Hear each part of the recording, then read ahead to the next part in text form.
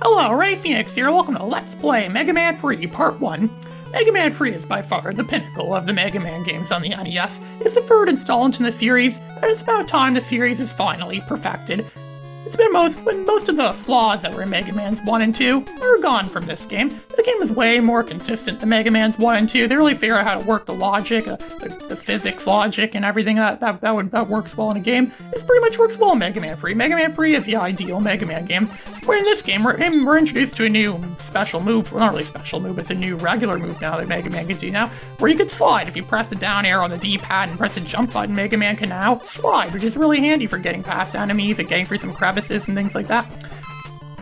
And of course, Mega Man still looks and plays the same as he's done in the first two Mega Man games. They figured, well, we made something good before, so why not stick with it? So that's exactly what they did.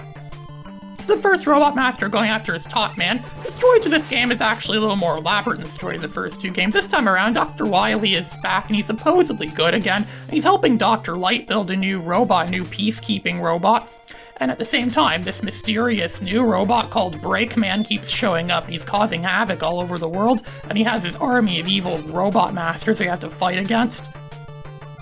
They're taking on the first Robot Master, which is Top Man. Now you have to go against this guy that is a reject from Guts Man stage. This construction worker robot is driving the construction bulldozer thing around. You can just kill him by shooting him in the head a couple times like that. The P shot. Yes, that's simply called a P shot. There's still no charge shot in this game, and Mega Man also has a new friend in this game. Mega Man adopted a pet since the last time we saw him, and now his new pet is the robot dog named Rush, and Rush is actually quite helpful in this game. This is probably Rush at his best.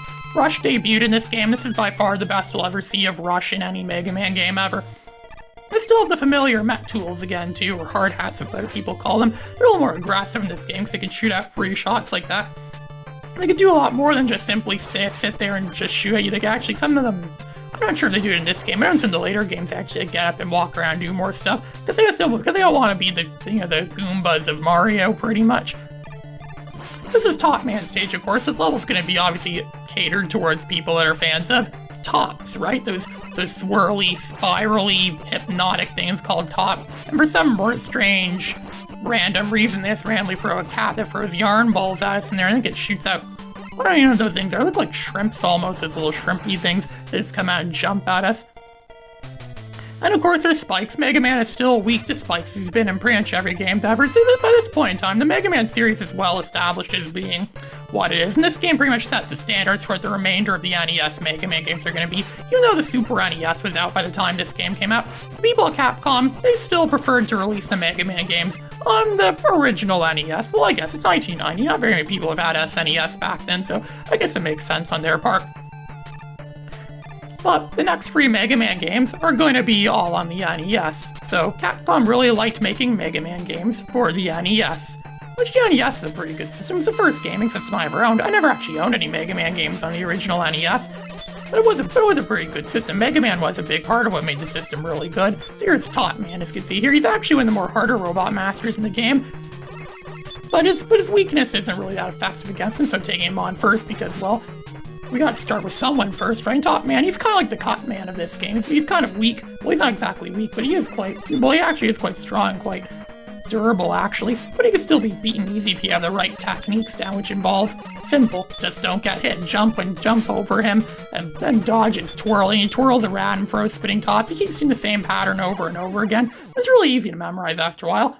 So, which of course allowed me to win over him with a very thin margin. And of course, just like all the other games, we got his weapon because we defeated him. And actually, tells us this game that we're getting a new weapon. He shows the pause screen there too in his weapon because they really want to rub in your face in this game that you're getting a new weapon, which is a strong contrast to a Mega Man 1, which didn't even tell you you're getting weapons. People didn't even know Mega Man could collect weapons from other robots as well too. So next we're going after Snake Man. Yeah, Snake Man's a common candidate that people like to take on first. I like to take him on second because, well, I don't know, taking him on second is probably the best. This looks like a typical NES stage. This stage oddly reminds me of that Batman game from 1989 on the NES. Had some levels similar to this, where there's those weird things that come up that look like snake heads, and they shoot at you, and you have to use your weapons and things like that. Yeah, Batman has a gun in that game for some reason, and he can shoot down stuff. Yeah, I bet the people who made that Batman game may have taken some inspiration from games that were already out, which Mega Man, the original Mega Man, would probably been out there. Maybe the people who made Mega Man caught there, because, you know, games always, I mean, the genres are always being redefined, right? Like, Mega Man really was a major milestone. At the end, first there was Super Mario Bros., which defined the genre, and then Mega Man came out, which defined the genre even more. And now it's like, the NES really is establishing itself as being like a really, top-end system. It's not a next-gen, for what would have been next-gen at the time system. I mean, this game surely looks way better than the original Super Mario Bros. And Zelda and Metroid and other games in the very early days of the NES. This game looks like this is a visual masterpiece. These would have been considered like top-of-the-top graphics for 1990 standards. And this level is, like I said, this level really does demonstrate the NES cable. The texturing is really rich. I mean, even the original Mega Man, a lot of the levels in that game didn't have like overly rich texturing on the levels, but this level really does. And there's this game's answer to the Zuka Joe or Cotton Eye Joe, or whatever the hell he's called. Instead of him holding a shield, he just simply throws that thing around as he's swinging it. You can't hit him, and his eye is like a door on it, but you can only shoot him and do damage when his eye is open. We also get some other, this is another new thing that was introduced in this game.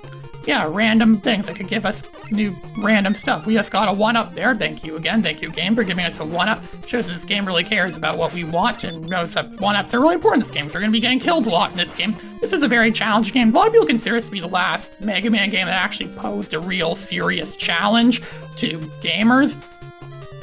But I actually think it's the easiest one on the NES. That's complete bullcrap. This one's actually quite easy compared to the last 3 Mega Man games. It's even easier in the first 2 Mega Man games as well, too. Mega Man 2 is an extreme challenge for all the wrong reasons. And this one, well, it's challenging in some places, but it still is quite easy compared to the other Mega Man games. And Rush is overpowered in this game. We'll see later that Rush is like, this is what I meant by Rush is at his best. He really was like, really overpowered in this game.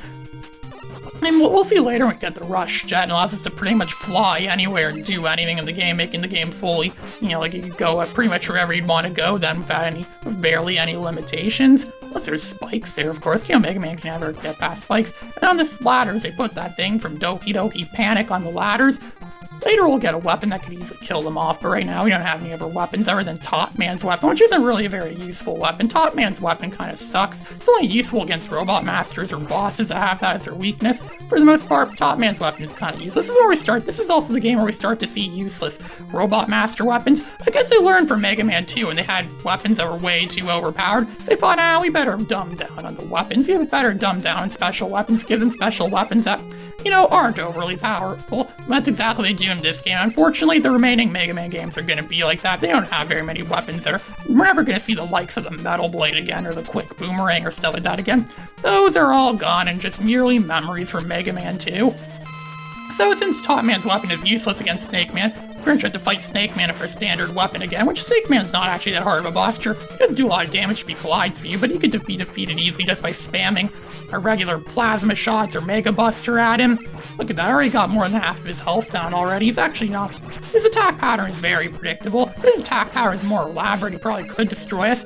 But his AI is just set to completely do the same thing regardless if he gets hit or not. In games, I don't know, they have been like limitations of NES programming. I don't know anything about programming games for the original NES or making computer AI on the NES or stuff like that, so what do I know about that? So we get Snake Man's weapon. Snake Man's weapon is by far way more useful than Top Man's weapon, but it's still kind of useless most of the time too, so we're not going to use that a lot either unless we're fighting bosses that are weak against Snake Man's weapon. So next we're going against Gemini Man.